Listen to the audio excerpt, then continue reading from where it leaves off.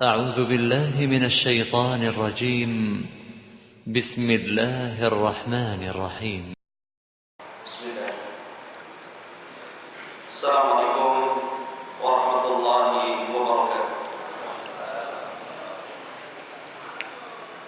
إن الحمد لله نحمده ونستعينه ونستغفره ونعوذ بالله من شرور أنفسنا وسيئات أعمالنا. من يهده الله فلا مضل له ومن يضلل فلا هادي له. أشهد أن لا إله إلا الله وحده لا شريك له وأشهد أن محمدا عبده ورسوله الذي لا نبي بعده. قال الله تعالى: يا أيها الذين آمنوا اتقوا الله حق تقاته ولا تموتن إلا وأنتم مسلمون. وقال صلى الله عليه وسلم: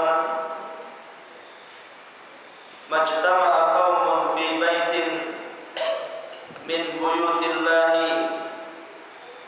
يتلون كتاب الله ويتدارسونه بينهم إلا نزلت عليهم السكينة وغشيتهم الرحمة وحفتهم الملائكة وذكر الله في من عنده.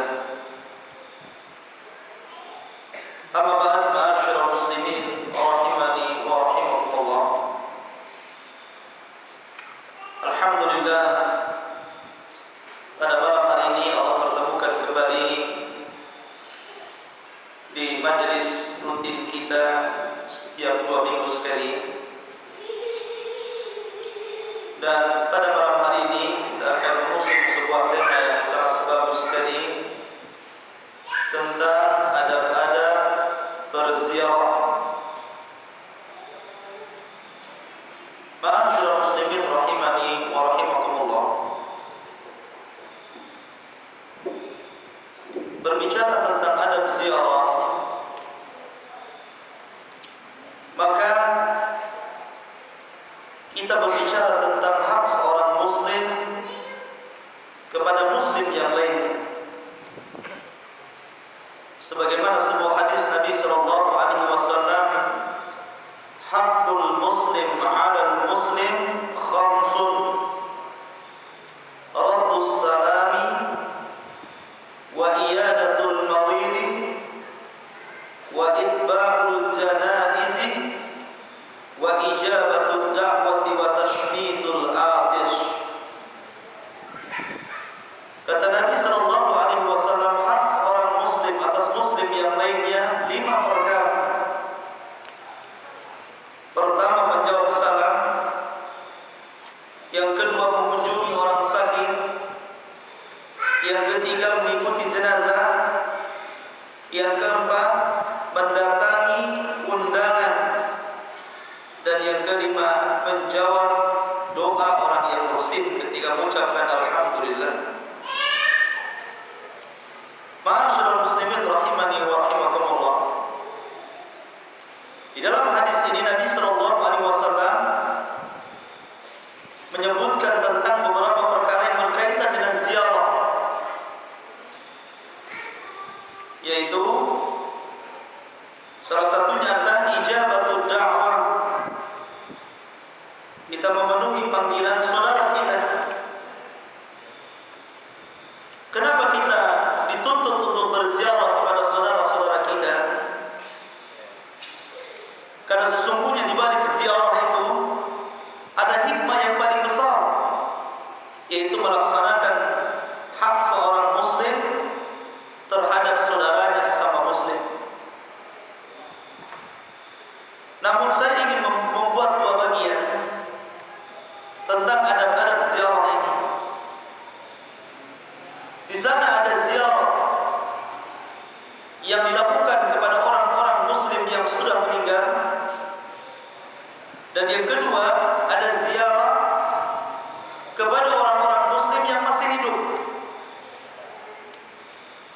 yang kita akan bahas pada malam hari ini, mudah-mudahan waktunya cukup.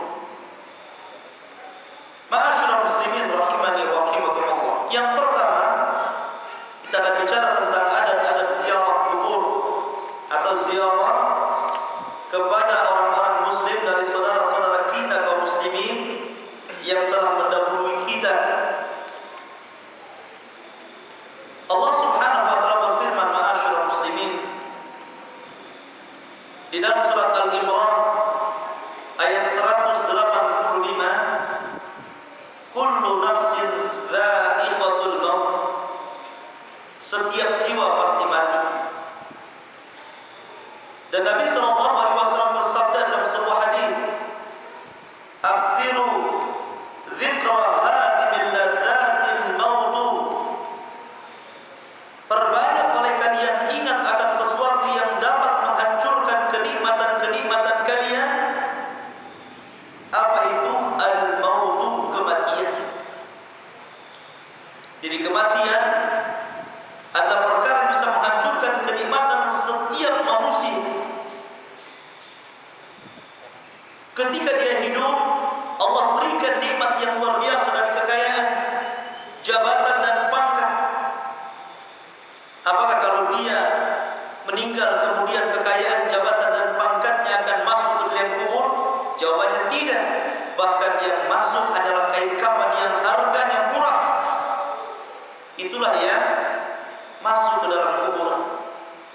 Makanya Nabi sallallahu alaihi wasallam mengatakan, perbanyak oleh kalian ingat sesuatu yang menghancurkan kenikmatan kalian. Al-mautu, yang dimaksudlah kematian. Ma'asyiral muslimin rahimani wa rahimakumullah. Dalam Islam, ketika seorang muslim meninggal, maka jasadnya tidak disia-siakan. Sebagaimana ketika mereka masih hidup, kita hormati mereka dengan berziarah ke rumahnya dan bertandang ke rumahnya. Begitu juga ketika mereka sudah meninggal. Maka adab-adab ziarah ini tetap. Cuma mungkin ada perbedaan dari segi etika dan adab saja. Tentang masalah ziarah kubur, dahulu Nabi sallallahu alaihi wasallam di periode Mekah, Nabi melarang ziarah kubur. Karena periode Mekah, para sahabat masih dalam tahap pengukuhan akidah mereka, sehingga Nabi sallallahu alaihi wasallam melarang mereka untuk ziarah kubur. Dikhawatirkan akan terjadi penyimpangan-penyimpangan akidah. Akan tetapi setelah para sahabat ke Madinah, akidah para sahabat pun kokoh.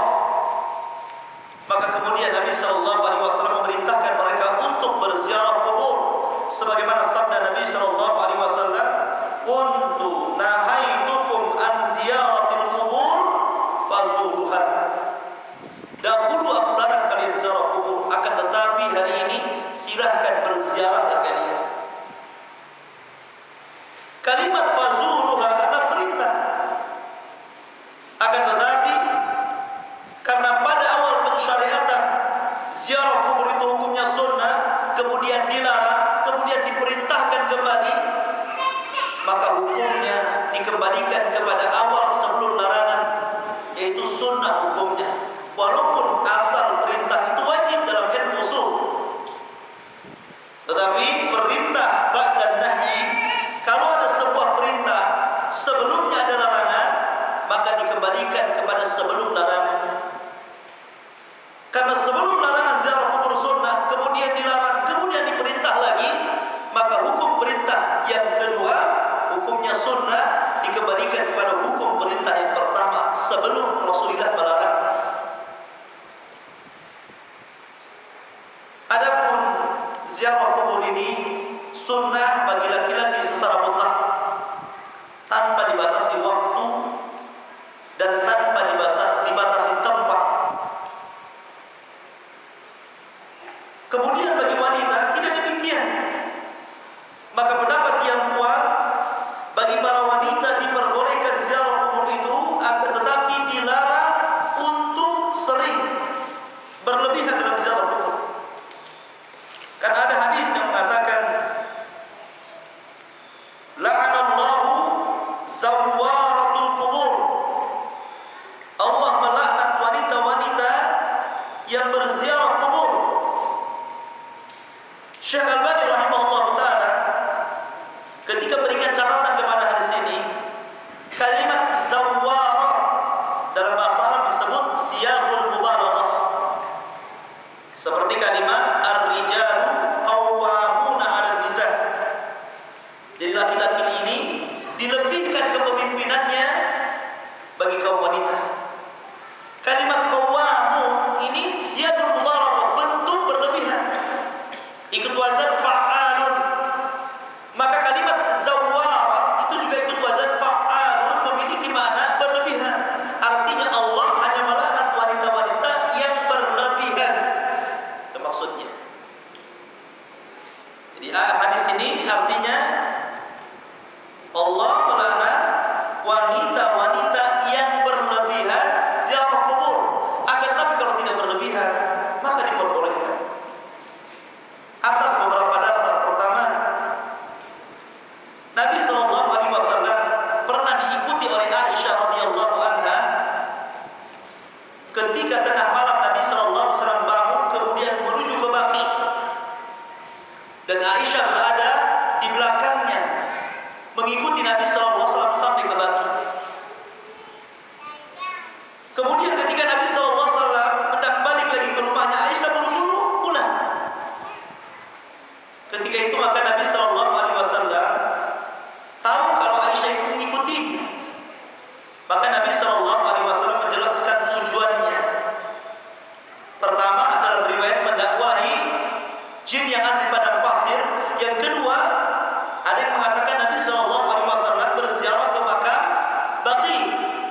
Dan Rasul ketika diikuti Aisyah, Rasul tidak melarang kepada Aisyah radhiyallahu anha. Hadis yang kedua tentang seorang wanita yang menangis di kuburan. Nabi SAW ketika itu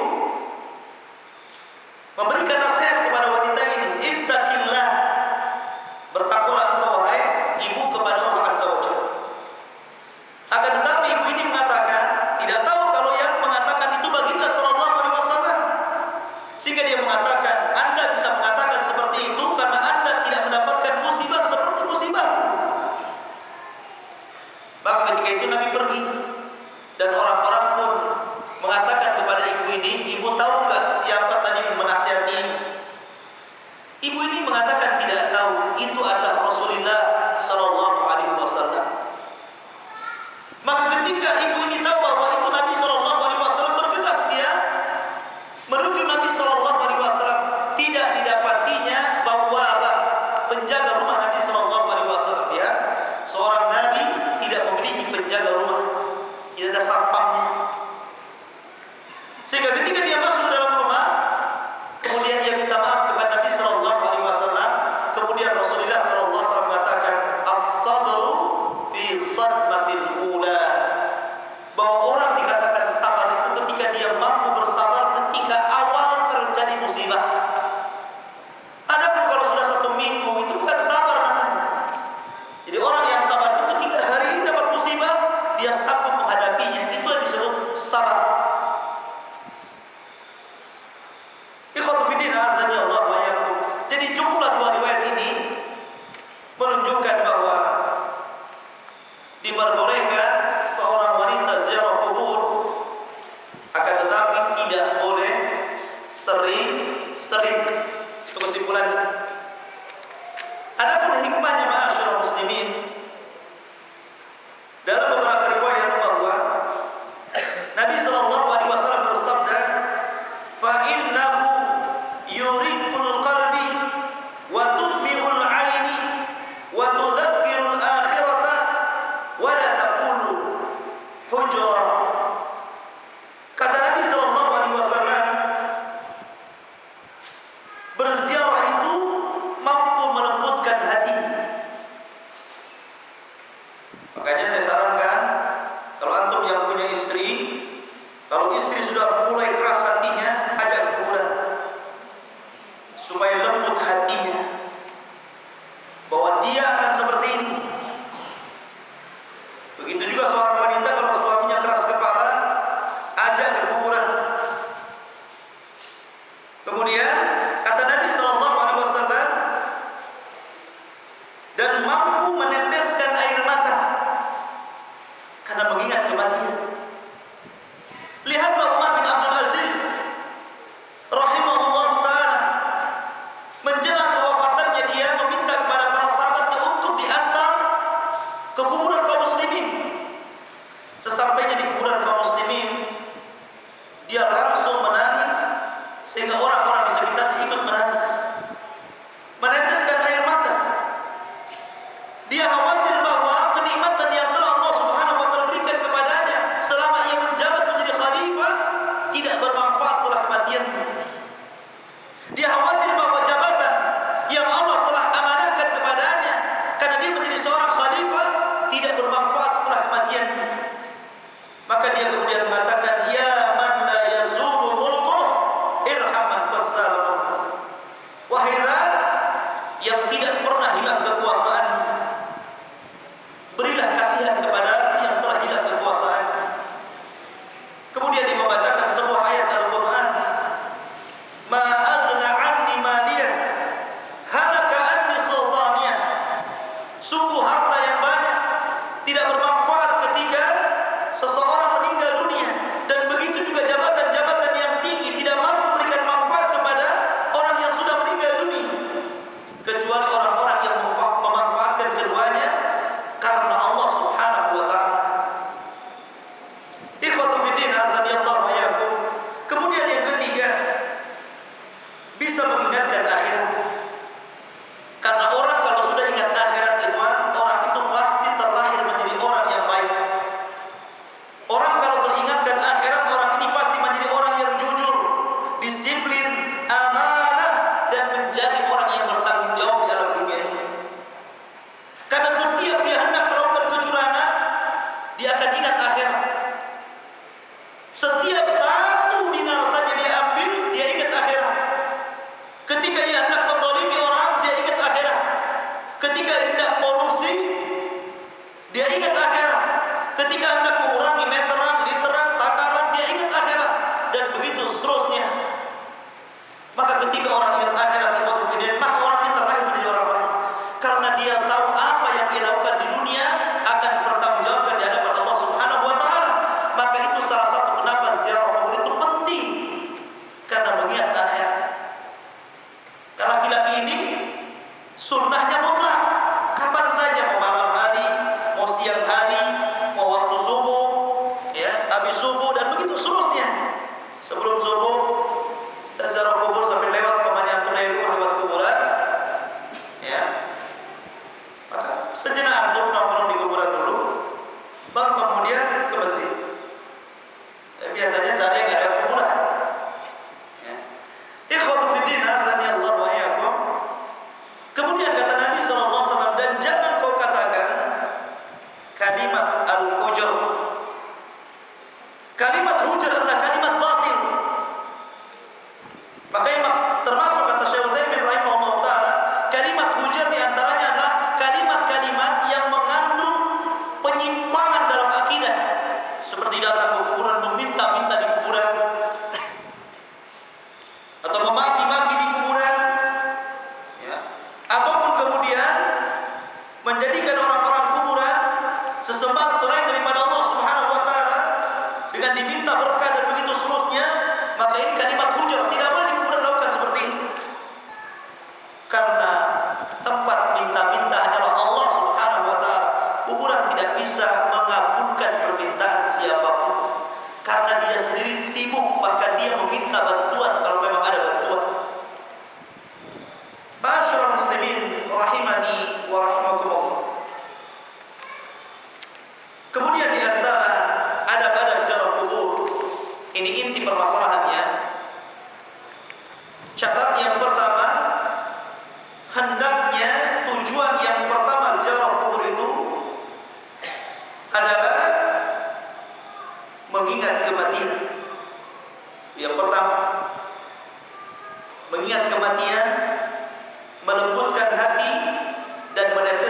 mata.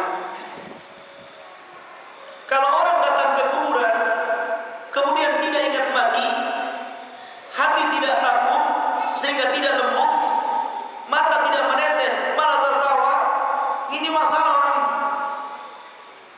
Karena banyak masyarakat kita ini yang jarang ziarah kubur, sekali ada jenazah yang meninggal, alhamdulillah sekalian ziarah kubur. Tapi kemudian di kuburan justru sebagian mereka tertawa ke sana kemari, ngobrol ke sana kemari, seolah-olah tidak terpengaruh dengan kondisi di kuburan. Salah orang seperti ini, tertutup hatinya. Sebenarnya antum ketika kuburan lihat bahwa kita ini akan seperti mereka. Ingatlah kematian, karena dengan mengingat kematian, apalagi kematian merupakan rahasia Allah. Kenapa Allah rahasiakan? Supaya kita persiapan, karena kita akan mati. Jadi hendaklah kita mengingat tujuan yang pertama, yaitu mengingat akhirat, mengingat kematian, melembutkan hati, dan juga berupaya untuk mencucurkan air mata. Kesedihan dikhawatirkan kalau dia mati dalam kondisi su'ul khatimah. Yang kedua, tidak boleh melakukan safar untuk khusus berziarah pada kuburan-kuburan tertentu. Berdasarkan sabda Nabi SAW, la tushaddu rihal illa ila thalathati masajid, al-masjidil harami wal masjidil rasul sallallahu alaihi wasallam wa masjidil aqsa. Janganlah kalian melakukan perjalanan jauh dalam rangka ibadah kecuali ketiga masjid: Masjidil Haram, Masjid Rasul artinya Masjid Nabawi, dan Masjidil Aqsa. Kalau anda ingin ziarah, maka cari kuburan yang terdekat di rumah antum. Ya, umpamanya di sini di mana, di Citraman, mana kuburan yang paling dekat, itulah kuburan kita yang diziarahi. Kenapa kita mesti jauh-jauh ke Jawa Barat hanya karena seorang artis yang meninggal? Kuburan di sini kurang apa? Mau minta berapa kuburan di sini? Ikhwatu fiddin azanillahu wa iyyakum. Maka sesungguhnya bukan itu tujuannya. Karena ziarah kubur itu tujuannya bukan meminta-minta, akan tetapi mengingat kematian. Mengingat kematian di mana kuburan pun bisa. Ya. Kemudian adab yang ketiga, hendaklah mengucapkan salam ketika masuk ke komplek kuburan. Ucapkan salam.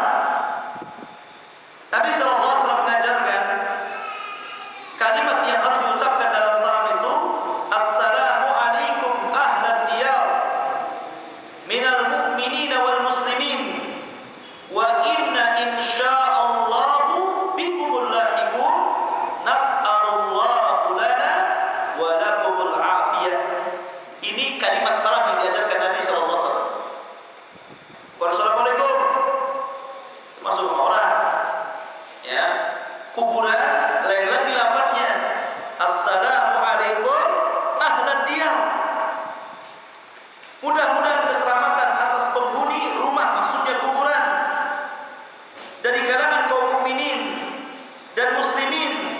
Mudah-mudahan Allah merahmati orang-orang yang terdahulu dari kita dan orang-orang belakangan, dan kami insyaallah akan menyusul kalian. Kami memohon kepada Allah keselamatan bagi kami dan bagi kalian. Lihat, doa salam ini luar biasa isinya. Assalamualaikum ahlad diyar minal mu'minina wal muslimin wa inna insyaallah bikumul lahiqun nas'alullahu lana wa lakumul afiyah. Ini semuanya doa permintaan ampunan dan maaf serta keselamatan. Maka kalau antum umpamanya sedang berjalan menuju ke salah satu tempat kemudian melewati kuburan, hendaklah antum berhenti sejenak atau minimalkan lambatkan laju motor antum, kemudian lambatkan laju kendaraan antum, seraya mengucapkan assalamu alaikum ahlad diyar minal mu'minina wal muslimin wa inna insyaallah bikumul lahiqun nas'alullahu lana wa lakumul afiyah.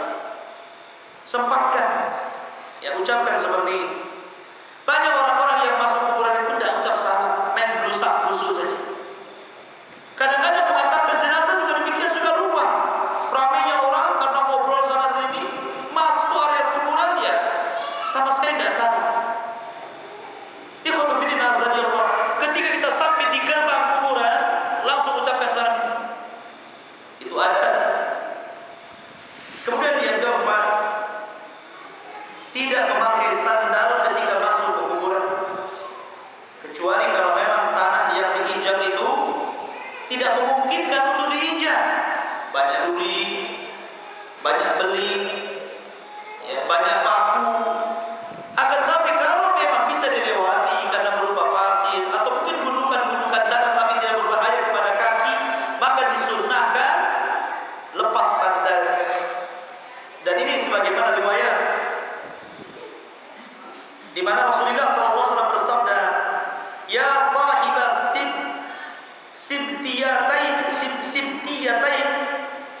tiyataini waihaka alqi." Kemudian fanadhara ar-rajulu falamma arafa Rasulullah sallallahu alaihi wasallam khala'ahuma farama bihima. Kata Nabi sallallahu alaihi wasallam, "Ya sahiba sibtiyataini, wahai pemakai sandal, waihaka, celaka engkau, alqi sibtiyataika, lepaskan sandal."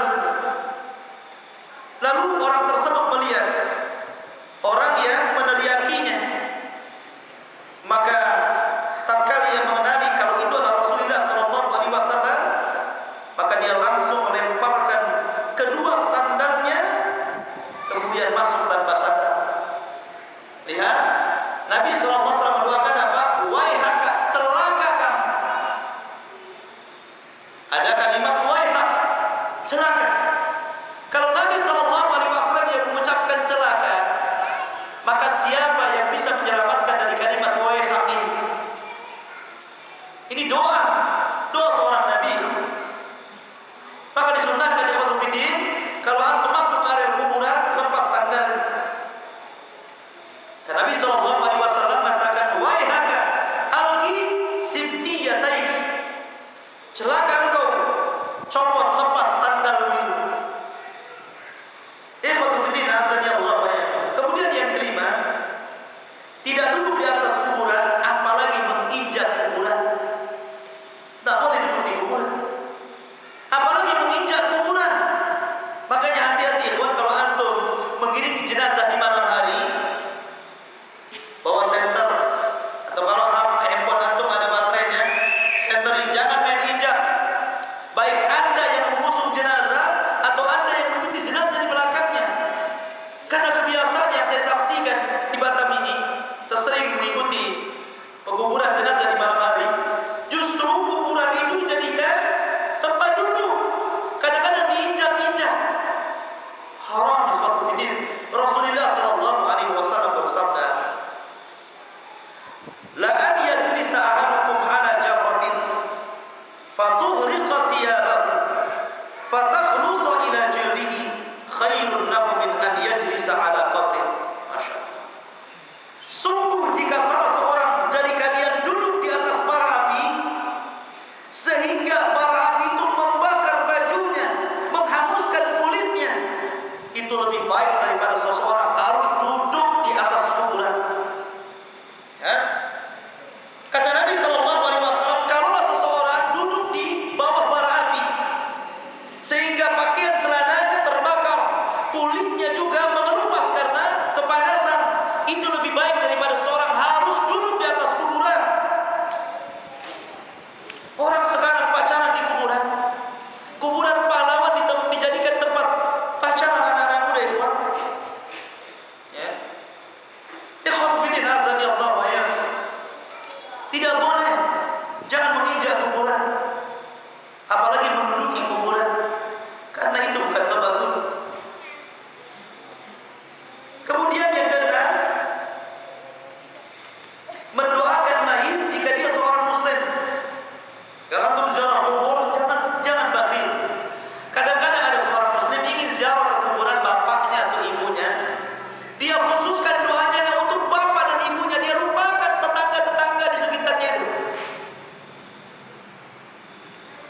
Tapi doakan juga saudara-saudara kita ya, karena Allah yang memerintahkan, Rabbana ighfir lana wa li ikhwanina alladziina sabaquna bil iman wa la taj'al fi qulubina ghillan lil ladziina amanu rabbana innaka ra'ufur rahim.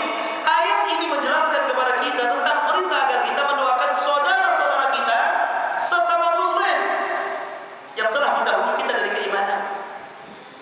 Jadi kalau memang antum ziarah ke makam orang tua antum, jangan lupa juga doakan saudara-saudara antum di sekitarnya.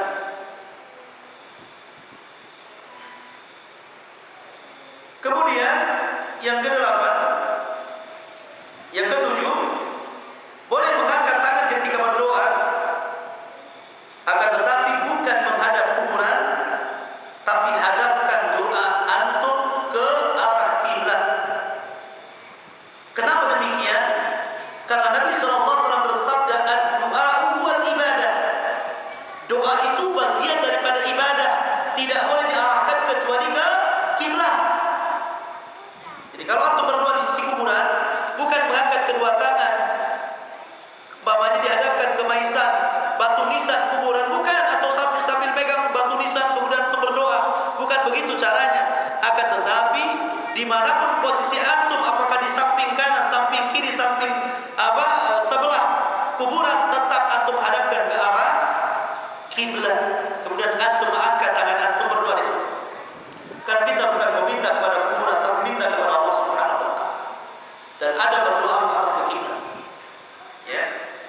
Kemudian yang kedelapan, tidak mengucapkan al-hujur.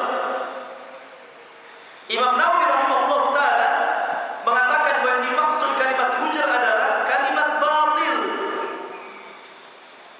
Sya'bani rahimahullah taala mengatakan tidak sama lagi bahwa apa yang orang-orang awam lakukan ketika berziarah kubur, seperti berdoa meminta kepada si mayit, maka itu bagian daripada kalimat hujur yang dilarang. Dan banyak ikhwatul fillah di negeri kita ini ada beberapa kuburan keramat, bahkan kadang-kadang bukan kuburan, cuma dianggap kuburan. Ya. Kemudian dikeramatkan, manusia pun datang ke situ, kemudian meminta-minta di situ. Ya, seperti kita ingat kejadian beberapa waktu yang silam, ketika salah seorang ustaz meninggal, sampai tanah kuburannya dikeramatkan. Orang yang datang ke situ meminta-minta. Orang yang datang ke situ minta rezeki, minta kesuksesan, minta aura, minta jabatan dan macam-macam yang diminta di situ. Ini kalimat hujur yang dilaknat, tidak boleh. Karena masuk ke dalam kuburan murni kita mendoakan.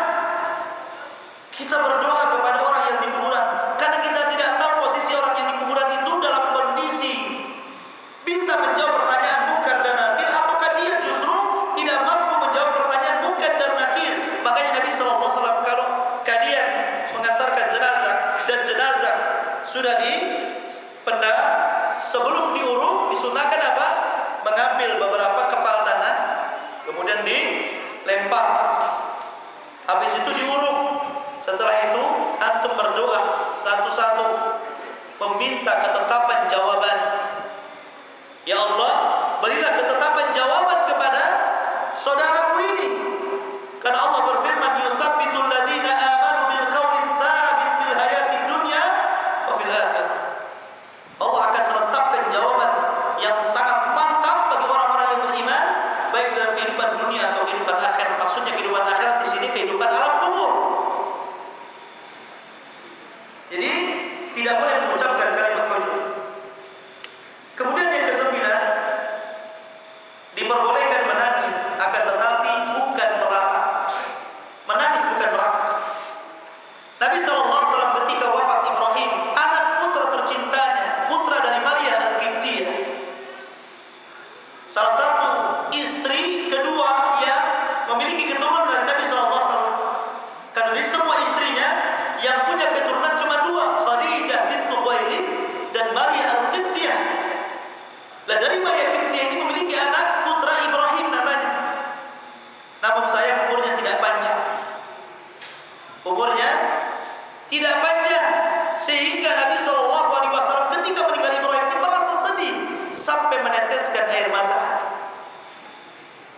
Maka para ulama fikih mengatakan boleh seseorang itu menangis karena kematian seseorang, karena itu merupakan tabiat manusiawi. Maksudnya orang sedih menangis itu manusiawi. Tapi yang tidak diperbolehkanlah niyahah bagi seorang wanita yang memukul-mukul pipi, merobek-robek pakaian, berguling-guling di tembok, mengacak-acak rambut, apalagi sampai kemudian menyebut-nyebut kalimat-kalimat yang tidak pantas disebut, seperti menolak takdir. Kalau abang meninggal, siapa lagi yang memberi makan kami dan anak-anak? Benar-benar meninggal. Tawakal kepada Allah Azza wa Jalla. Yang ngasih makan bukan suaminya, yang ngasih makan itu Allah, cuma lewat perantara suaminya. Nahnu narzuqukum wa iyyahum, kata Allah. Kami yang memberikan rezeki kepada kalian dan mereka. Ma'asyiral muslimin rahimani wa rahimakumullah. Kemudian rambu-rambu untuk para penziarah. Hikmah disyariatkan ziarah kubur adalah untuk mengambil pelajaran dan mengingat akhirat ikhwan, bukan untuk tabarruk kepada si mayit, apalagi meminta-minta di situ.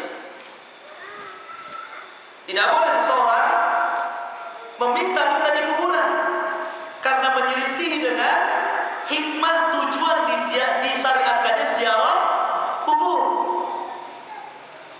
Tidak ada satupun ayat Al-Quran, hadis Nabi SAW yang memerintahkan ziarah kubur meminta-minta kepada orang yang ada di kuburan.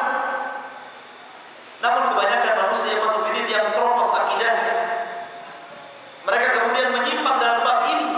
Banyak di antara mereka datang ke kuburan, kemudian meminta, apalagi dulu ya masa-masanya judi togel dulu negeri kita ini, sampai orang minta nomor ke kuburan. Pertama dia maksiat dengan judi, yang kedua dia maksiat besar dengan syirik, double dosanya. Ya. Asal togel judi sesuatu yang diharamkan. Kemudian judi ini dilakukan dengan kesyirikan, meminta kepada orang mati, tak double dosanya. Ya.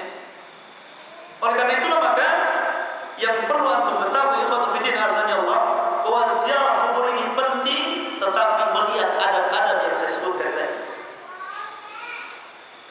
Saya akan sebutkan secara singkat saja ikhwan. Itu di antara ziarah kepada orang yang sudah meninggal. Kemudian bab yang kedua, ziarah kepada saudara kita yang masih hidup. Kalau tadi saudara kita yang sudah meninggal, sekarang kita akan bicara tentang ziarah kepada saudara kita yang masih hidup dari kalangan kaum muslimin. Ikhwatu fiddin azanillah wa iyyakum. Yang pertama yang antum harus ketahui, apabila saudara antum mengundang antum untuk datang dalam acara-acara yang tidak ada kemaksiatan di dalamnya, maka wajib antum memenuhi undangannya. Walaupun hanya sekedar ngajak makan-makan di rumahnya. Ya. Umpamanya saudara antum dapat rezeki, kemudian bertemu dengan antum di jalan, "Bang, nanti malam bisa nggak makan di rumah saya?" Ya. Kemudian antum iyahkan. Kalau antum tidak datang tanpa memberi uzur, berdosa. Karena antum sudah apa? Melanggar hak seorang muslim. Tapi berikan alasan yang alasan ini masuk di akal dan syar'i, bukan alasan buat-buatan, apalagi berbohong. Sebab Nabi SAW katakan hakul muslim ala muslim sittun, salah satunya apa? Ijabatul dakwah, itu memenuhi undangan saudaranya. Karena kalimat berziarah kepada seorang muslim yang masih hidup ini erat kaitannya dengan masalah bertamu dan juga memenuhi undangan. Ya. Kemudian yang kedua, hendaklah tidak membeda-bedakan kepada orang yang mengundang ikhwan. Sebab di antara kita ini biasanya kalau yang undang pejabat, sebelum jam yang ditentukan antum sudah datang duluan. Boleh jadi pagar rumahnya belum dibuka saja sudah nongkrong di luar pagar. Tapi kalau yang mengundang ini orang-orang biasa, kadang-kadang sengaja ditelat-telatkan, kalau boleh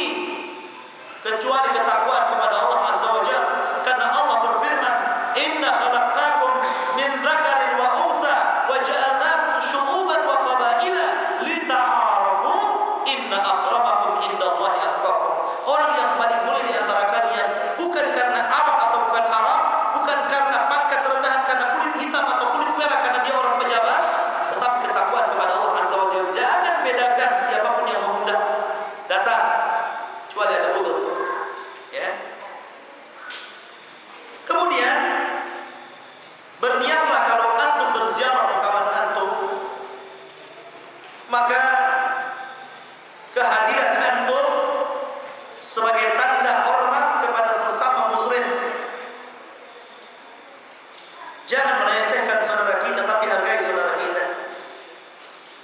Jadi berniat-niat baik. Karena Rasulullah mengatakan innamal a'malu binniyat. Sesungguhnya amal itu ditentukan karena niat. Kalau antum ziarah niatnya pinjam hutang, antum tidak dapat pahala. Antum hanya dapat uang kalau dapat uangnya, atau kalau tidak dapat ya tidak dapat apa-apa. Dunia buntung, akhirat juga buntung, enggak untung. Kalau antum ziarah dengan tujuannya karena urusan dunia, itulah yang antum dapati. Faman kanat hijratuhu ila dunya yusibuha aw imra'atin yatazawwajuha fa hijratuhu ila ma hajara ilaihi. Kalau tujuannya karena dunia yang dicari, karena wanita yang hendak dinikahi, sengaja bertandang ke rumah kawannya biar dapat adiknya, biar dapat anaknya dan begitu seterusnya, biar dapat mantunya, maka dia akan mendapatkan itu saja. Tapi iktikadi dengan iktikadi yang baik bahwa saya ziarah itu dalam rangka memenuhi hak seorang muslim kepada muslim yang lainnya. Itu niat yang pertama yang harus antum tanamkan. Karena innamal a'malu binniyat wa innamal likulli imri'in ma nawa. Amal seseorang itu digantungkan kepada niatnya, dan orang itu dibalas, diganjar, diberikan pahala pun karena niatnya. Tidak semua orang berbuat baik dapat pahala. Ya. Kemudian ketika antum berziarah kemudian masuk, maka jangan masuk kecuali ada izin dari tuan rumah. Sebagaimana firman Allah Azza wa Jalla surat Al-Ahzab ayat 53. Ya ayyuhalladzina amanu la tadkhulu buyutan nabi illa an yu'dzana lakum illa ta'amin ghaira nadirin innahu. Di sini ayat dikebalik ya. Di sini kalimatnya adalah walakin idza du'itum fadkhulu. Kata Allah Subhanahu wa taala, Allah berfirman dalam surat Al-Ahzab, apabila kalian diundang maka masuklah. Apabila kalian diizinkan, maksudnya masuklah. Ya. Kalau tidak diizinkan jangan masuk. Makanya mengucapkan salam menutup pintu itu 3 kali. Kalau tidak dijawab ulang, jangan digedor-gedor. Tuk tuk tuk, assalamualaikum. Ya belum, gak ada yang jawab. Salam lagi. Tuk tuk, assalamualaikum, gak ada yang jawab. Kurang 1. Tuk tuk, assalamualaikum, gak jawab, balik. Karena istighfar itu salah 3 kali. Ada orang itu yang kurang adab, udah tidak dijawab, cari jendela-jendela yang lubang. Ada orang yang enggak, ada kursi di situ dinaikinya lagi. Tidak boleh seperti itu. Kita tidak tahu apa yang dilakukan tuan rumah di dalam rumah. Oleh karena itulah maka orang yang tidak beradab seperti ini dalam berziarah orang yang hidup ini harus ada adabnya, minta izin dulu. Tidak boleh orang itu mengintip sana sini.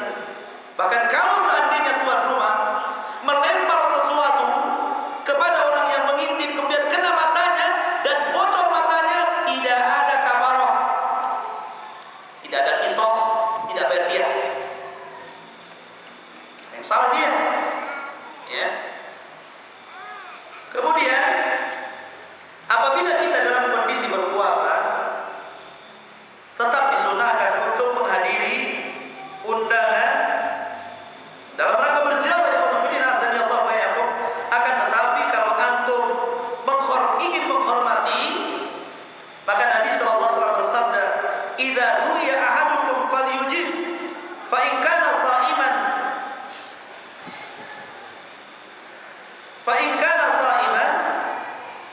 falyusalli wa in kana muftiran falyut'im." Kata Nabi sallallahu alaihi wasallam, jika salah seorang di antara kalian diundang, hadirilah. Jika ia puasa, doakan. Ya, dan jika dia tidak berpuasa, maka makanlah. Akan tetapi kalaulah itu hanya sekedar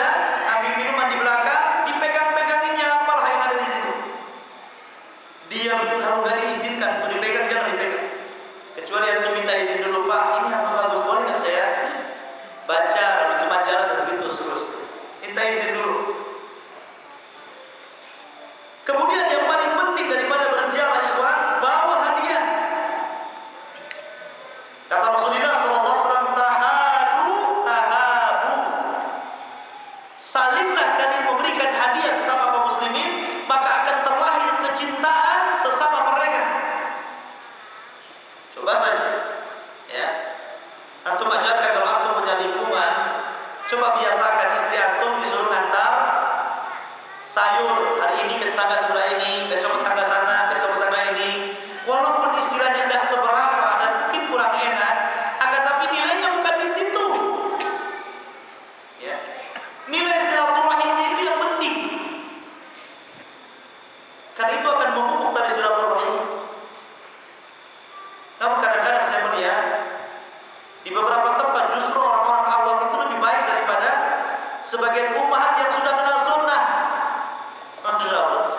Kadang-kadang orang-orang awam itu kalau masih ngasih, Masya Allah, punya makanan sedikit dikasihkan tetangganya, diundang makan tetangganya.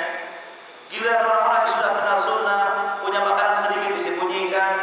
Bagaimana lagi mengasih orang bilang nggak punya apa-apa, dalam rumahnya penuh dengan apa-apa. Ya. Kemudian juga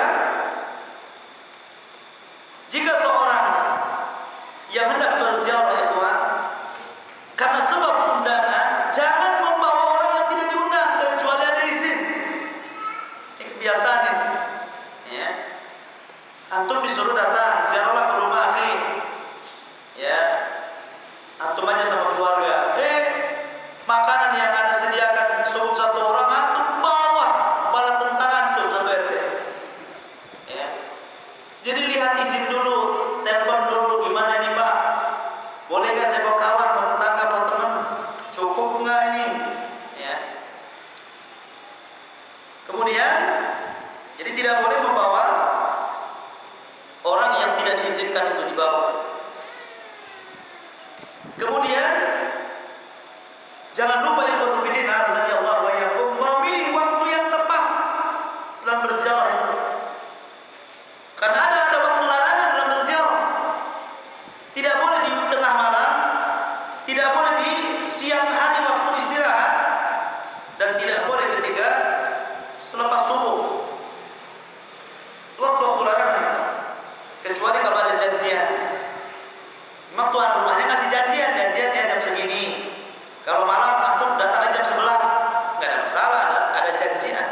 Tapi kalau tidak ada janjian, antum ketuk rumah orang jam 1 malam, duk, bisa nggak hantu kita orangnya? Kalau siapa di jam 1 malam? Ya. Maka itu harus ada etika juga. Seorang suami juga demikian. Tapi melarang kalau antum pulang dari safar tanpa memberitahu istri, jangan ketuk pintu tengah malam. Lebih baik antum tidur di hotel atau di mana, kecuali kalau sebelumnya antum SMS istri antum, ini abang pulang jam 1, tolong bukakan pintu. Karena Nabi SAW bersabda, jangan kalian mengetuk pintu di malam hari. La tatrukul baba lailan, kata Nabi. Jangan kalian mengetuk pintu di tengah malam. Ada seseorang yang melanggar hadis ini. Dibukanya, habis safar dibukanya pintu itu, dilihatnya istrinya sedang selingkuh dengan orang lain. Karena apa? Melanggar syariat. Ya. Kalau ada yang mengatakan, untung saya buka Ustaz. Kalau nggak dibuka nanti nggak ketahuan selingkuhnya. Bukan itu syahid hadis ini, bukan. Rasulullah SAW ketika melarang seperti ini, karena di balik larangan itu ada madaratnya, dan di balik perintah itu ada manfaatnya. Bukan berarti mesti kalau ketuk pintu kemudian tahu istrinya, enggak, orang ini memang sengaja menyelisih sunnah. Dia coba-coba membuka pintu yang Nabi melarang tidak boleh dibuka pada malam hari, sehingga Allah azab istri berselingkuh dengan orang lain. Gitu maksudnya. Ya. Jadi oleh karena itulah maka lihat waktu-waktu yang memang diperbolehkan untuk berziarah. Kemudian jangan terlalu sering ziarah itu, bosan. Orang Jakarta bilang lu lagi. Ya, kasih kamu saja. Memang nggak ngomong begitu, cuman lauk yang dikeluarkannya itu kurang. Pertama nyembelih ayam, yang kedua telur ayam, yang ketiga ganti tahu, yang keempat nasinya saja. Ya, itu kan tanda-tanda itu.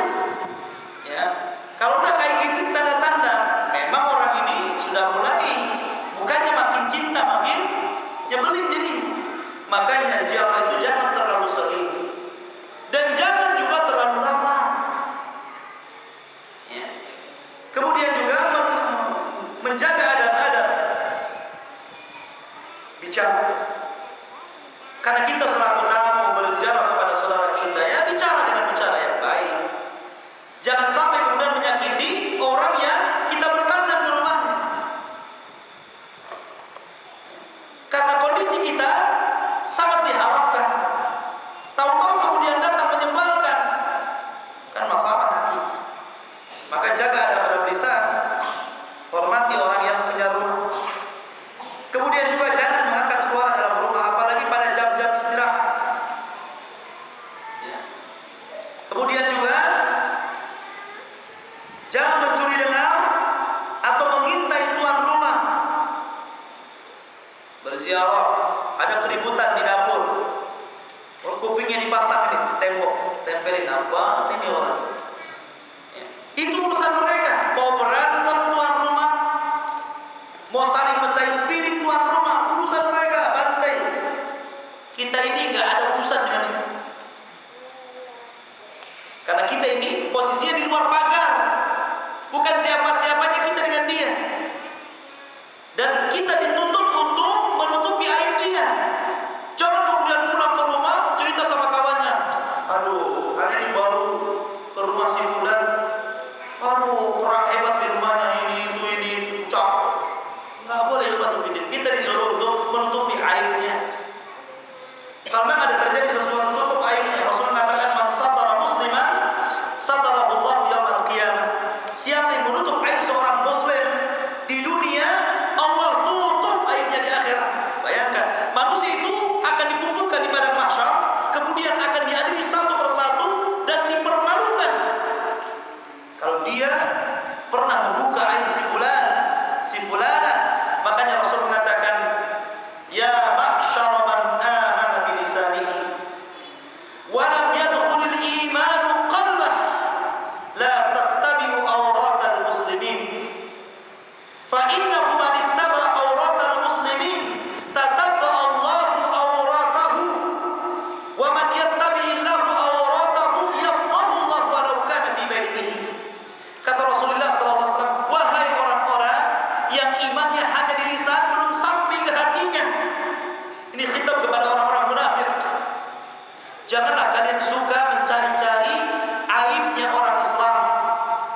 Karena siapa yang mencari-cari aibnya orang Islam, Allah akan cari-cari aibnya. Barang siapa yang Allah cari aibnya, maka Allah akan membukakan aibnya walaupun dia melakukannya di rumah yang tidak ada siapapun melihatnya.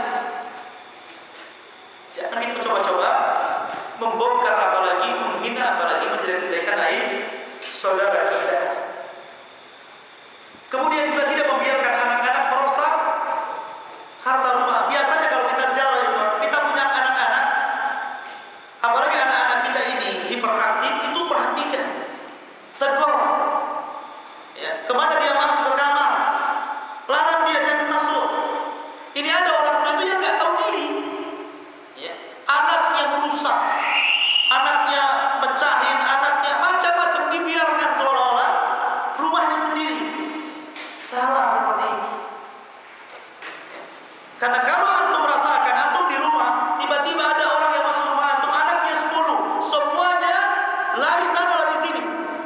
Yang ke sana mecahin piring, yang ke sini budal-budal buku, yang sini macam-macam, motor, stres antum. Oleh karena itulah maka jaga anak-anak kita kalau kita bawa anak. Ya. Kemudian juga jangan kemudian duduk sebelum diizinkan. Kalau masuk berdiri saja. Kalau masuk rumah jangan duduk, berdiri aja. Ya. Kemudian kalau kata tuan rumah, silakan duduk. Jangan duduk kalau belum dapat izin. Kebiasaan kita, uruf kebiasaan. Karena kawan dekat kadang-kadang, ya, saking dekatnya, karena sering ziarah, lusuh masuk, gak salam, gak apa, main duduk di situ. Ini kan iya memang kebiasaan, tapi jangan dibiasakan sesuatu yang tidak benar, tapi benarkan kebiasaan yang salah. Ya. Ikhwatufiddin azani Allah wa iyyakum. Kemudian juga jangan lupa, seorang penziarah juga jangan membiarkan kalau saudaranya melakukan kemungkaran, tapi juga cegah kemungkarannya. Kemudian nasihati kalau dia butuh nasihat. Kemudian juga tidak berlama-lama, kasihan juga tuan rumah.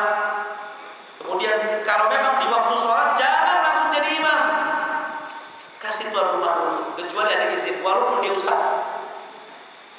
Ya, kasih tuan rumah dulu. Kalau kata tuan rumah, nggak enak ustaz aja. Baru ustaz maju. Begitu seterusnya. Ya.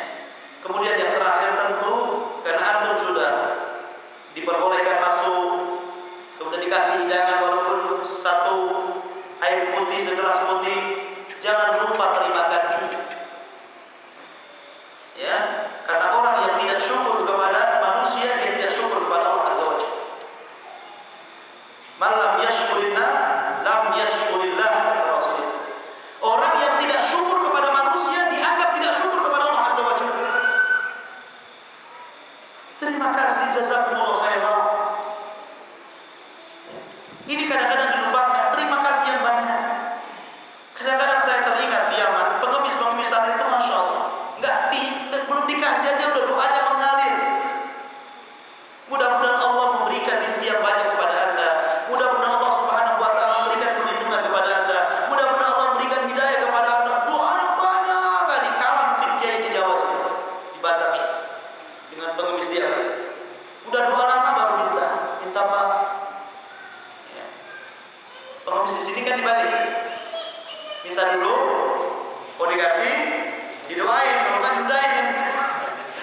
Ikhwatu fillah azani Allah wa iyyakum. Jadi bersyukur, berterima kasih kepada Tuhan rumah. Kemudian tambahan faedah, kalau itu ada berziarah kepada kaum muslimin secara umum, maka ada adab ziarah secara khusus, itu kepada orang tua. Dan ini lebih penting, antum harus lebih lagi mengetahui tentang adab dan akhlaknya. Tentu berziarah kepada orang tua salah satu bentuk birrul walidain, berbuat baik kepada orang tua. Dahulu Rasulullah SAW pernah bersabda, sesungguhnya kelak akan datang seseorang yang bernama Uwais Al-Qarn. Kalau anda bertemu dengan Uwais, mintalah doa kepadanya. Sebab kalau Uwais bersumpah atas nama Allah Azza wa Jalla, pasti doanya akan dikabulkan oleh Allah Azza wa Jalla. Maka di zaman Khalifah Umar bin Khattab radhiyallahu anhu, Umar mendengar sabda Nabi bahwa Nabi SAW pernah bersabda, akan muncul seseorang yang bernama Uwais Ibnul Qarn. Dia adalah pemuda dari Yaman yang sangat berbuat baik kepada orang tuanya. Dia memiliki penyakit sopak, kemudian Allah sembuhkan dan sisanya tinggal 1 dinar, 1 dirham. Dan kalau dia bersumpah atas nama Allah, seluruh doanya pasti dikabulkan. Maka Umar bin Khattab radhiyallahu anhu di zamannya, setiap ada rombongan haji dari Yaman, ditanya, siapa di antara kalian yang namanya Uwais? Siapa di antara kalian yang seluruh para sahabat mencari orang yang namanya Uwais. Setiap ada rombongan haji dari Yaman, dimasuk Khalifah Umar bin Khattab radhiyallahu anhu. Akhirnya qadar Allah temukan. Ketika Umar bin Khattab tanpa sadar menjumpai beberapa kafilah dari Yaman ketika haji, Umar bin Khattab mengatakan, siapa di antara kalian yang namanya Uwais? Maka kata seorang, saya wahai Amirul Mukminin. Betul Anda Uwais? Betul. Betul Anda dari Murad kemudian dari Qarn? Iya, saya dari Murad kemudian dari Qarn. Anda memiliki ibu? Ya, saya memiliki ibu. Dulu Anda memiliki penyakit sopak, semacam penyakit kulit yang putih-putih itu, kayak orang kebakar, ya. Itu namanya sopak. Dulu Anda punya penyakit sopak, kemudian Allah sembuhkan dan sisanya tinggal uang 1 dirham. Maka kata Uwais, ya. Kemudian Umar mengatakan, sungguh aku beruntung telah bertemu dengan Anda. Anda orang yang doakan Nabi Sallallahu Alaihi Wasallam. Aku minta doa kepadamu, tolong doakan aku. Situ Umar bin Khattab meminta doa. Akhirnya Uwais mendoakan kebaikan, keberuntungan kepada Umar. Habis itu dia minta syarat, asal jangan kau kasih tahu siapa-siapa. Habis itu Uwais pergi entah kemana tanpa diketahui di balik. karena dia takut didatangi orang-orang dan minta doa. Kenapa? Sebab doanya dikabulkan oleh Allah Azza wa Jalla. Ternyata uzur demi uzur, karena dia orang yang paling berbuat baik kepada orang tuanya. Dia tidak pernah sedikit menyakiti orang tuanya. Karena kebaikan dia kepada orang tuanya lah yang menjadikan setiap doa-doanya, kalau dia mengatakan uqsimu billah, aku bersumpah atas nama Allah, kemudian dia berdoa, maka langsung diijabah doanya ketika itu. Menunjukkan bagaimana keutamaan birrul walidain, keutamaan berbuat baik. Makanya ketika ada 3 orang yang terjerembab di satu gua, tiba-tiba pintu gua itu tertutup, sehingga 3 orang ini bingung mau keluar. Salah satunya akhirnya berwasilah dengan amal baik. Salah satu amal baiknya, ya Allah, dahulu aku pernah memeras 1 gelas susu kambing yang sebenarnya istri dan anakku juga memerlukannya, kehausan dan kelaparan. Akan tetapi aku berikan kepada orang tuaku yang masih tidur. Aku tunggu sampai dia bangun. Ketika dia bangun, aku berikan susu ini kepadanya. Kalau berbuat baik kepada orang tuaku ini kau catat sebagai kebaikan, buka pintu gua ini. Maka terbukalah pintu gua itu. Dan banyak lagi ikhwatu fillah azza Allah ya. Dan tidak ada yang bisa mengimbangi kebaikan orang tua kecuali antum mendapatkan orang tua dalam kondisi tertahan oleh musuh dalam peperangan, kemudian dijadikan budak, dan antum bebaskan dari tawanan perbudakannya sehingga dia jadi merdeka, baru sepadan kebaikan antum dengan orang tua. Tapi kalau tidak seperti itu, maka tidak akan sepadan kebaikan. Seorang laki-laki menggendong ibunya ketika melakukan haji ataupun umrah. Bayangkan lelahnya. Kalau antum pernah umrah, masya Allah, lelah sekali. Apalagi dengan menggendong. Dulu tidak ada kursi roda di zaman kayak zaman sekarang. Enak sekarang kursi roda ditarik, digendong di foto fitin azza Allah. Kemudian setelah dia menyelesaikan manasiknya, dia datang kepada Ibnu Umar. Wahai Ibnu Umar, apakah aku sudah cukup berbuat baik kepada ibu orang tua? Apa kata Ibnu Umar? Ibnu Umar mengatakan, wallahi, engkau belum berbuat apa-apa. 1 hentakan nafas ibumu ketika melahirkan kamu, engkau belum bisa menandinginya. Enggak. 1 hentakan nafas. Adalah orang tua kita yang melahirkan kita, berapa hentakan nafas dia ketika melahirkan? Kalau sampai 1 hari, berapa hentakan? Tapi kata Ibnu Umar, 1 hentakan nafas saja orang tuamu ketika melahirkan kamu belum bisa untuk membalas kebaikannya. Insyaallah. Maka ziarah kubur ini, ziarah kubur apa? Ziarah pada orang tua ini salah satu bentuk birrul walidain. Banyak anak-anak laki-laki yang durhaka kepada orang tua dikarenakan sudah memiliki istri dan anak. Dia lebih mencintai istri dan anaknya, akan tapi melupakan orang tuanya. Ya dan billah, banyak sekali. Namun kita tidak termasuk seperti ini. Karena anak laki-laki berbeda dengan anak wanita. Kalau anak wanita sudah bersuami, maka suami nomor 1, orang tua nomor 2. Tapi kalau suami, orang tua nomor 1, istri dan anak nomor 2. Tapi betapa banyak orang yang dilalaikan oleh keluarganya dan melupakan orang tuanya di kampung. Ada orang yang ingin berbuat baik, ingin berbuat baik, didatangkan orang tuanya, anggaplah kebatan. Karena mungkin kebiasaan orang tua itu tidak bisa diam di kampungnya, suka nyapu, suka ini, suka itu. Pada awalnya orang tua baik, sudahlah biar saya bantu nyapu-nyapu di sini. Tapi karena keseringan, anak latah, sudah disapu nggak yang belakang? Ini kan merintah anaknya. Jadi budak akhirnya orang tuanya. Ya, nggak boleh kayak gitu. Yang lebih parah lagi, banyak anak-anak yang meletakkan orang tuanya di panti jompo. Ini masya Allah durhaka. Kalau ada anak meletakkan orang tuanya di panti jompo, durhaka. Bahkan Rasulullah SAW pernah naik mimbar kemudian berdoa amin selama 3 kali. Sampai-sampai para sahabat bertanya, "Ala ma amanta ya Rasul?" Atas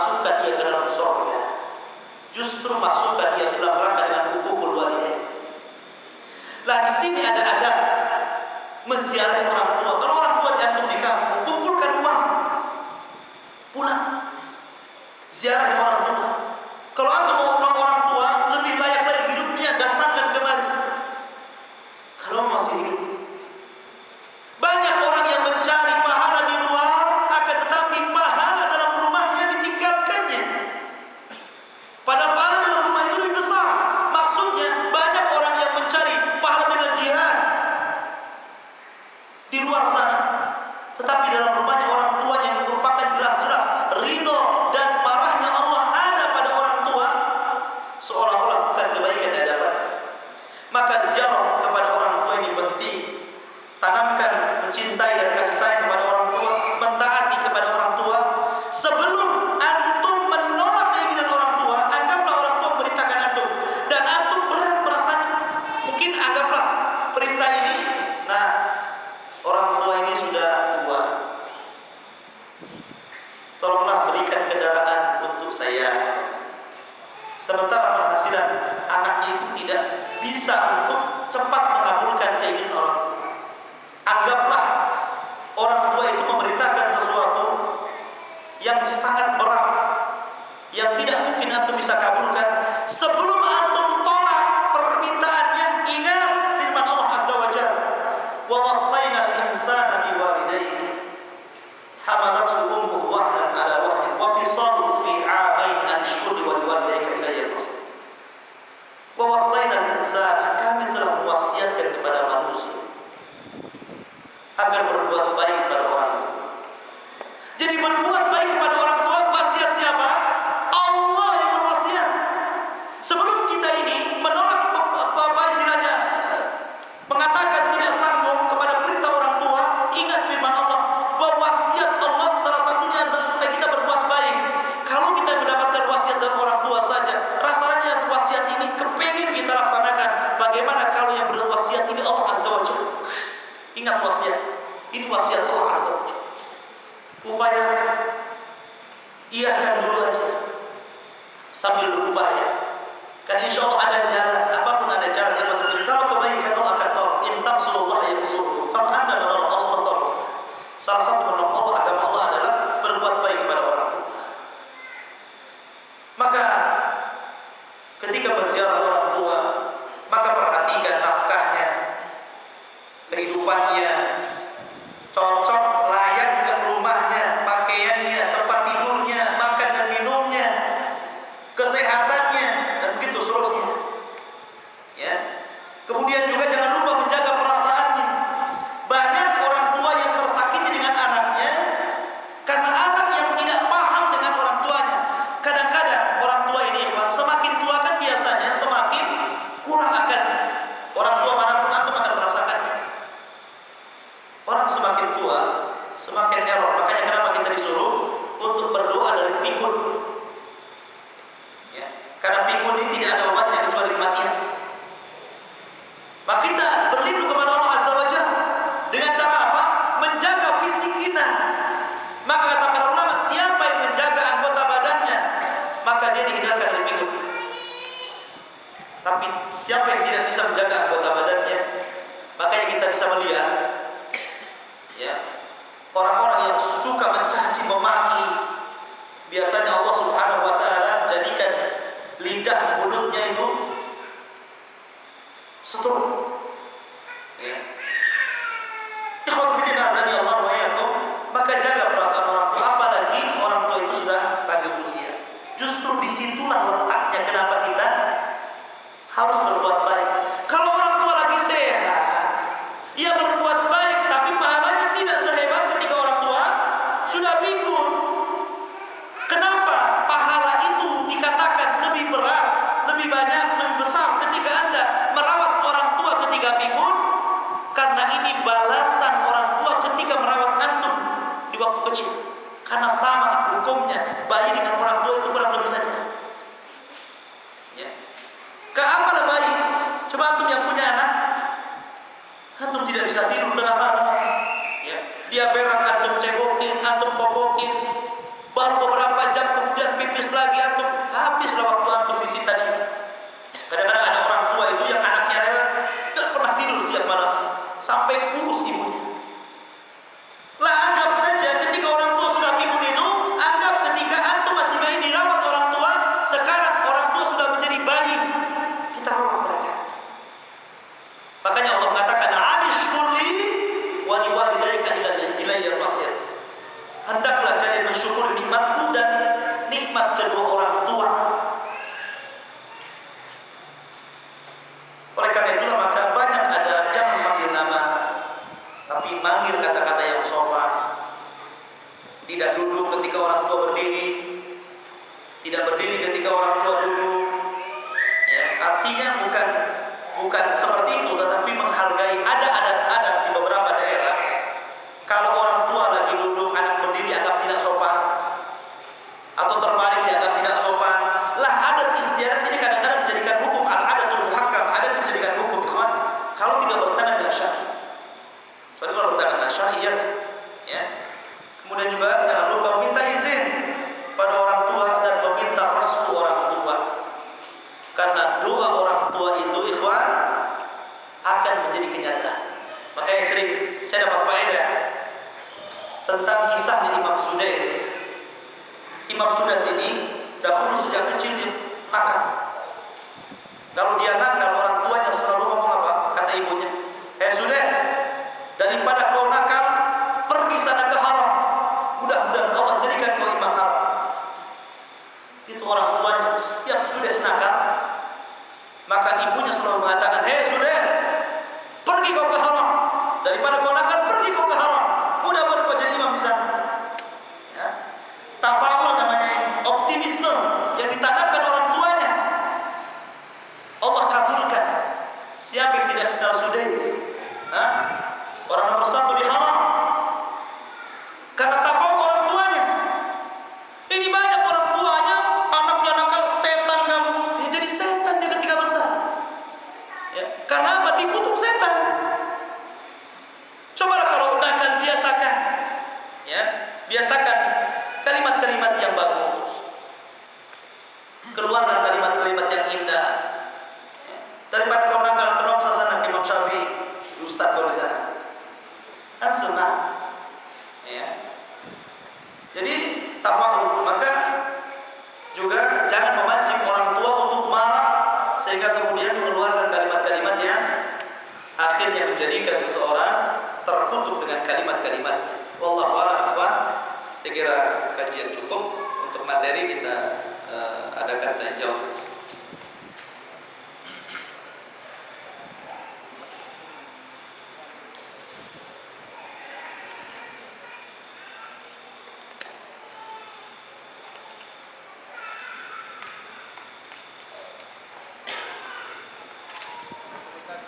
Iya, silakan. Ada kawan kita datang ke rumah, itu barang merah ada bulan asal itu ketika mengajak karena dia tak mau kan, dan banyak asal dan tidak mau pergi masjid bareng kita. Jadi apa kita tinggalkan dia aja? Antum selaku tuan rumah atau tamu? Tuan rumah. Iya. Ahsan, ini kebiasaan banyak yang antum ceritakan itu memang sering terjadi. Kadang-kadang kita mendapatkan kawan yang kawan itu mungkin belum Allah berikan hidayah kepadanya.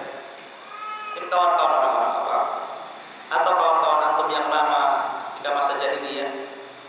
Ya, ketika antum sudah mengenal hidayah, dekat dengan masjid, dekat dengan salat jamaah dan begitu seterusnya.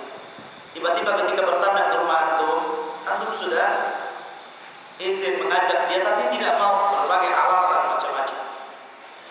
Ya, maka hendaklah antum memberikan wasiat atau nasihat dulu kepada dia. Kewajiban antum al-amru bil ma'ruf wan nahyi 'anil munkar. Kemudian antum kalau memang ada antum tinggalkan istri di rumah, maka jangan sampai dia diberikan kesempatan untuk berada di dalam rumah, karena bisa terjadi ikhtilaf atau mungkin bisa lebih dari itu, Allah. Ya. Tapi katakan kepadanya, tunggu di luar sampai saya pulang dari masjid. Karena bagaimanapun ikhwan, melayani tamu, menghormati tamu ini anjuran, tetapi sholat jamaah dan juga sholat lima waktu juga anjuran yang lebih wajib hukumnya daripada sekedar menghormati tamu. Pertama ajak lagi. Kalau nggak mau, kalau seandainya di rumah antum tidak ada siapa-siapa, sih tidak ada masalah. Ya, apalagi kawan dekat, antum sudah percaya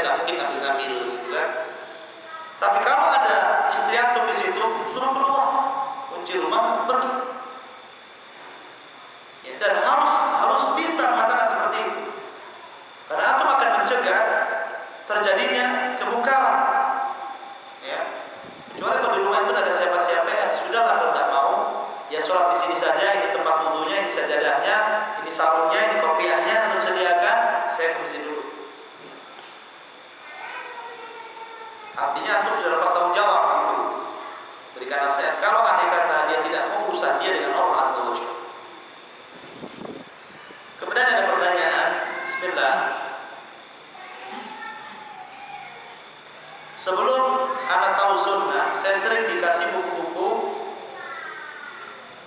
yang tidak sesuai dengan sunnah untuk dipelajari dan dibaca. Pertanyaannya, harus diapakan buku-buku tersebut? Buku-buku tersebut, kalau buku-buku menyimpang, buku-buku sihir umpamanya, bakar, itu mudah jin. Ya. Kalau buku-buku sihir, kalau hanya sekedar buku-buku pelajaran dan disimpan saja, tidak memadaratkan, maka tidak mengapa. Tetapi seandainya dihilangkan buku-buku seperti ini, tentu lebih baik. Tentu lebih baik. Kalau memang terdapat ayat-ayat Al-Quran seperti sebagian buku-buku yang menjelaskan tentang perdukunan, itu juga ada bacaan-bacaan Quran. Maka supaya tidak dibuang dan diinjak orang, caranya dibakar. Dibakar bukunya sehingga menjadi debu dan tidak ada tersisa lagi. Kemudian dipendam. Atau kalau tidak mau dibakar, gali lubang, taruh situ, kubur. Dan tidak diinjak. Jangan asal buang ini buku sihir, karena ada sebagian buku-buku sihir kayak mujarabah dan yang lainnya itu. Biasanya ada ayat Al-Quran juga. Jangan sampai kemudian ayat-ayat itu terinjak kaki, akan melecehkan ayat-ayat Al-Quran. Jadi cara memusnahkan buku-buku yang menyimpang, apalagi berkenaan dengan sihir, perdukunan dan yang lainnya, maka dengan cara dibakar, kemudian ditimbun. Kecuali kalau antum peneliti, yang peneliti artinya antum ingin membantah bahwa buku ini nggak benar, antum harus ada referensi, ya, maka nggak masalah punya buku-buku seperti itu, tapi untuk dibantah, ingin tahu isinya. Tapi kalau bukan untuk itu, ngapain juga keberadaannya tidak bermanfaat. Allah. Iya. Salam.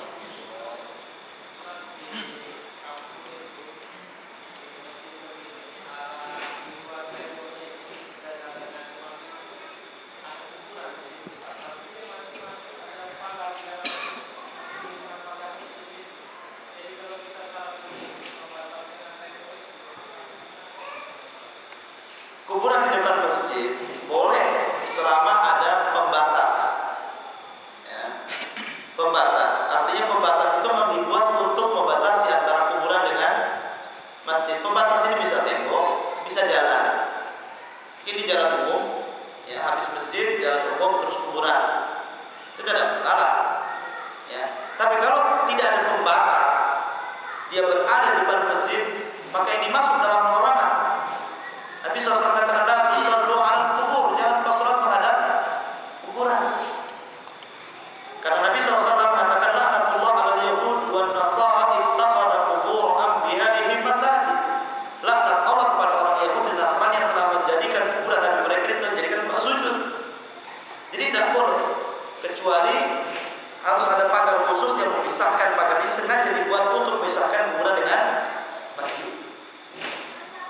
Kalau tidak ada pemisah, antum beli satu buku karya Syekh Albani rahimahullah taala tentang masalah ini, membangun masjid di atas kuburan. Kitab kecil, tapi mantap di sini. Ya. Ada mungkin di maktabah Rasulullah. Ya. Cukup lagi, ya silakan.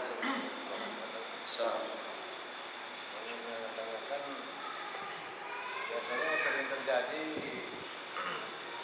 jika ada ikhwan kita meninggal, itu umpamanya setelah asar nanti mayatnya akan dibawa ke kuburan. Pas sebelum saat asar itu mayat itu di mana yang menurut sunnah yang cara Iya. mau disalati sesudah asar itu. Ya, alhamdulillah. Kalau pas kebetulan masuk masjid, kemudian pas bertepatan dengan sholat asar, ya sholat asar dulu. Mayat jangan dulu taruh di depan, taruh di samping. Karena kita tidak boleh sholat menghadap mayat. Ya. Jadi ketika sholat asar, mayatnya ditaruh di samping dulu. Ya kan, di samping sana. Tapi dalam masjid ya. Gak ada masalah dalam masjid, tapi dia bukan menghadap, jangan depan imam, jangan jenazah di sini kemudian imam di sini, ayo kita sholat asar dulu, habis itu sholat. Tak boleh khutbah asar. Karena sholat asar bukan sholat jenazah. Kenapa sholat jenazah itu diperbolehkan menghadap mayat atau di kuburan? Karena sholat jenazah itu tidak ada ruku, tidak ada sujud. Ruku dan sujud itu tidak boleh diberikan kecuali kepada Allah Azza wa Jalla. Makanya boleh sholat jenazah itu di kuburan. Makanya Nabi SAW pernah ketika dia merasa sedih kehilangan tukang sapunya, seorang wanita aswad, seorang wanita yang kulit hitam. Ketika itu Nabi SAW mengatakan, dullani ala qabriha, tunjukkan kepadaku mana kuburan wanita itu. Maka kemudian badan lagu sahabat menunjukkannya, maka Nabi SAW sholat jenazah di samping kuburan. Para ulama mengatakan kenapa disyariatkan boleh sholat jenazah di sisi kuburan? Karena sholat jenazah itu tidak ada ruku dan tidak ada sujud. Tidak ada sholat yang tidak ada ruku dan sujud kecuali sholat jenazah. Sholat apa? Tidak ada. Sholat jenazah. Makanya sholat jenazah boleh di kuburan. Makanya ketika posisi imam di sini, jenazah disampingkan, nggak ada masalah walaupun di sekitar kuburan. Tapi imam tidak menghadap mayat. Karena apa? Makmum itu ikut imam. Yang penting imamnya ini. Ya. Jangan menghadap mayat. Sampingkan mayat. Baru setelah sholat angkat lagi baru ke depan. Itu caranya. Allah. Ketika mayat tadi sudah dikubur terus ditalkin itu apa biasa terus diajarin pertanyaan apa akan ada manfaatnya untuk mayat? Iya. Ada hadis yang mengatakan laqinu mautakum bila ilaha illallah.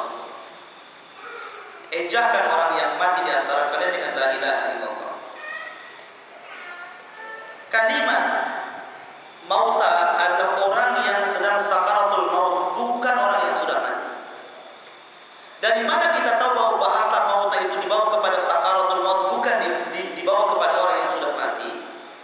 Dari perbuatan Nabi. Pertama, riwayat ketika Nabi SAW mentalkin tentang kepada seorang Yahudi, pembantu Nabi SAW seorang Yahudi. Kemudian ketika dia hendak meninggal, Nabi datang ke rumahnya. Kemudian mentalkin dia dengan la ilaha illallah sampai dia bingung antara menuruti agama bapaknya atau menuruti agama tuannya, maksudnya Nabi SAW.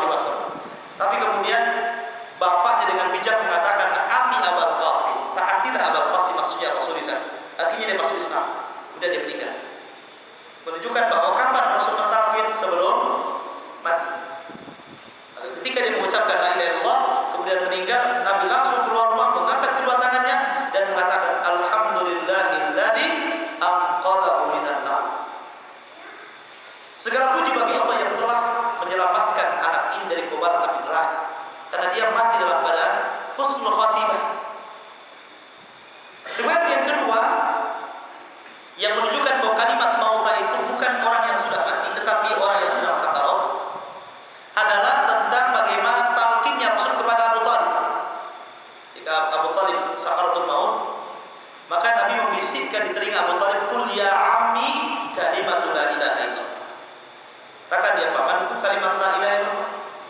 Uhaju bika indallah, aku akan berhujat di hadapan Allah dengan kalimat ini. Katakan kalimat ini.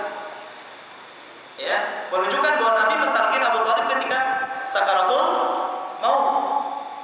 Ya, menunjukkan bahwa mengejakan orang mati dengan ucapan la ilaha illallah atau istilah kita talqin itu dilakukan ketika muhtadar itu ketika sakaratul maut. Adapun orang yang sudah meninggal terputus amalannya. Idza mata ibnu Adam inqata'a amaluhu illa min thalathin, sadaqatin jariyatin aw ilmin yuntafa'u bihi aw waladin salih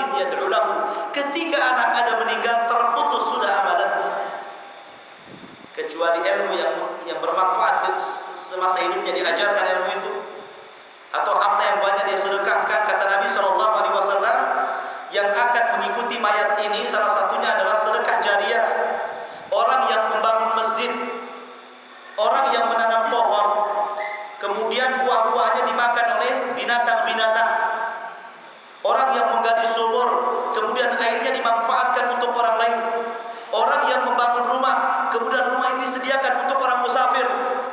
Maka ini semua sedekah-sedekah yang bermanfaat bagi si mati. Ya. Ataupun anak yang saleh yang mendoakan berbeda dengan mentalkin. Ya. Karena mentalkin itu mengejakan. Kalau kamu ditanya malaikat mungkar, siapa Rabbmu? Jawab ya Allah. Kalau kamu ditanya oleh malaikat siapa nabimu? Jawab ya Allah. Orang ini sudah mati, tidak ada kaitannya dengan orang ini. Ya. Tidak mungkin juga dia bisa menjawab. Karena yang memudahkan jawaban itu bukan karena ejahan, akan tapi karena amalan. Buktinya orang yang sedang sakaratul maut tidak semua bisa mengucapkan la ilaha illallah. Padahal kalimat itu sangat enteng dan mudah diucapkan sebelum dia sakarat. 2000 kali pun dia bisa dalam sejak. Tapi ketika sakaratul maut ternyata tidak semua orang mampu mengucapkan kalimat ini. Kata Nabi SAW, "Man qala akhiru kalamihi la ilaha illallah mukhlishan fi qalbihi dakhulal jannah." Siapa yang mengucapkan kalimat ini la ilaha illallah di akhir hayatnya dalam kondisi mencari doa Allah Azza wa Jalla, masuk surga, mati husnul khatimah. Maka la ilaha illallah awal dan akhir bagi setiap muslim. Orang masuk Islam kan baca la ilaha illallah. Maka kalau bisa ketika mati pun dengan la ilaha illallah. Awali dengan la ilaha illallah, tutup dengan la ilaha illallah. Itu seorang muslim. Tapi ternyata tidak semua orang yang sanggup mengucapkan kalimat ini. Tidak semua. Kenapa tidak semua? Karena orang yang mengucap kalimat itu ditentukan dengan amalannya. Amalan itu yang memudahkan seorang untuk mengucap dan tidaknya. Termasuk juga orang yang ditanya mungkar dan nakir. Ya, dia akan dimudahkan jawaban-jawaban yustabitul ladzina amanu. Kalimat amanu, perhatikan, Allah akan mudahkan lisan-lisan orang yang beriman. Siapa orang beriman itu? Orang yang menggabungkan antara pembenaran hati dengan kata-kata lisan dengan perbuatan. Karena ada orang yang meyakini kewajiban sholat gak sholat. Ada orang yang meyakini kewajiban puasa gak puasa. Berarti kurang sempurna imannya. Sementara syarat orang dimantapkan dalam jawaban itu adalah keimanan. Apa keimanan? Keimanan yang terhujam dalam dada. Iman itu artinya menurut ahli sunnah pembenaran lewat hati, ucapan lewat lisan, diamalkan lewat perbuatan. Kalau Anda mengucapkan asyhadu an la ilaha illallah wa asyhadu anna Muhammadar Rasulullah, yakini dalam hati, ucapkan dalam lisan, dan konsekuensi dari kalimat ini apa saja lakukan. Ya. Kalau hanya seperti orang-orang yang anggap saja boleh mau kawin dengan orang kita, kemudian ia masuk Islam di hadapan kita di masjid, asyhadu an la ilaha illallah Muhammadur Rasulullah, kemudian selepas itu seolah-olah pakaian Islam melekat di badannya sampai dia meninggal. Bukan begitu. Dia belum dikatakan beriman walaupun dia sudah Islam. Kenapa? Karena Islam dengan iman tidak bisa dipisahkan. Iya, memang dia Islam ketika mengucap syahadat itu, tapi belum dikatakan beriman karena dia belum melaksanakan syariat Islam, sholat, puasa, zakat, haji, dan begitu seterusnya. Lah orang yang beriman dia akan dimudahkan. Jadi kalau memang dia bukan orang beriman, walaupun ditalkin ribuan orang tidak akan bisa. Sebagaimana orang yang datang ke kuburan bersih-bersih kuburan, oh banyak sampahnya dibersihkan, gak ada manfaat. Pembersihan kuburan itu sebenarnya tidak ada manfaat bagi orang yang ada di kuburan. Tidak menjadi terang kuburannya, tidak menjadi selamat orang di kuburan karena banyak dosa. Karena yang menyelamatkan bukan sampah yang dibersihkan, akan tapi karena amalan yang dibawa. Cuma mungkin kita bersihkan sampah itu untuk supaya tidak hilang kuburannya, supaya tidak terinjak kuburannya. supaya terang, takut diduduki orang. Ya, maka kita bersihkan kuburan itu biar terang bahwa ini kuburan loh. Kalau banyak sampahnya kan nggak tahu itu kuburan. Cuman itu saja sekedar membersihkan. Jangan diyakini kalau ini kotor maka gelap kuburannya. Kalau ini bersih terang kuburannya.